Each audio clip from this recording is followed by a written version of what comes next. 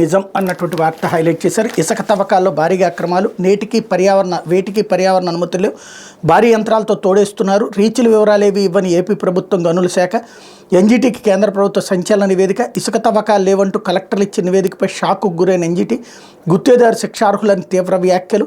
కేంద్ర ప్రభుత్వ నివేదిక సుప్రీంకోర్టు ముందుంచాలని ఆదేశం. రాష్ట్రమంతటా అనుమతులు లేకుండా ఇష్టానుసారం ఇసుక తవ్వకాలతో అధికార పార్టీ నేతలు కోట్లాది రూపాయలు దోచుకుంటున్నారంటూ ప్రతిపక్షాలు, పత్రికలు, మీడియా ఎంత మొత్తుకున్నా జగన్ ప్రభుత్వం ఏమాత్రం పట్టించుకోలేదు. ఇసుకాసర్ల రాజకీయాలు చేస్తూ ప్రశ్నించే వారిపై దాడి చేసే స్థాయికి వెళ్ళిపోయిన వాళ్ళకి అడ్డగోలుగా అండదండలు అందించింది. అయితే జగన్ ప్రభుత్వం చేస్తున్న ఇసుక దందా పచ్చి నిజమని, దోపిడీ పక్కాగా సాగుతోందంటూ కేంద్ర పర్యావరణ అటవీ మంత్రిత్వ శాఖ MOEF బట్టబయలు చేసింది. జాతీయ హరిత ట్రిబ్యునల్కి ఇచ్చిన నివేదికలో ఇసుక దోపిడీని కళ్ళకు కట్టినట్టు వివరించింది. దీంతో ఇసుక గుత్తేదారు, రాష్ట్ర ప్రభుత్వం, గనుల శాఖ, జిల్లా కలెక్టర్ల తీరుపై ఎన్జీటీ మండిపడింది. ఇదంతా చేసిన గుత్తేదారు శిక్షార్హులేనంటూ కీలక వ్యాఖ్యలు చేసింది. ఇవన్నీ సుప్రీంకోర్టు ముందు ఉంచనున్నట్టు స్పష్టం చేసింది. ఇసుక తవ్వకాల్లో పెద్ద ఎత్తున ఉల్లంఘనలు జరుగుతున్నాయి.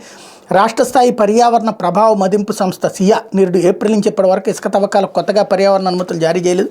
అయినా సరే భారీ యంత్రాలతో ఇసుక తవ్వేస్తున్నారు. 24 గంటలు రోజంతా తవ్వేస్తూ ఒక్క రీచ్ నుంచి 1000 నుంచి 2000 టన్నులు ఇసుక తరలిస్తున్నారు. చేతి రాతతో బిల్లులు ఇస్తున్నారు. కంప్యూటరైజ్డ్ బిల్లులు లేవు, సీసీ కెమెరాలు లేవు, వాహనాలకు జీపీఎస్ ట్రాకింగ్ లేదు. అలా అడుగడుగున ఉల్లంఘనలే. జిల్లాల వారీగా రీచ్ల వివరాలు ఇవ్వలేదు అంటూ, అసలు తవ్వకాలే లేవని కలెక్టర్ నివేదిక ఇచ్చారంటూ ఎన్జీటీ చెప్పింది అన్నటువంటి వార్తని ఇక్కడ హైలైట్ చేశారు. ఇక్కడ విశేషం ఏంటంటే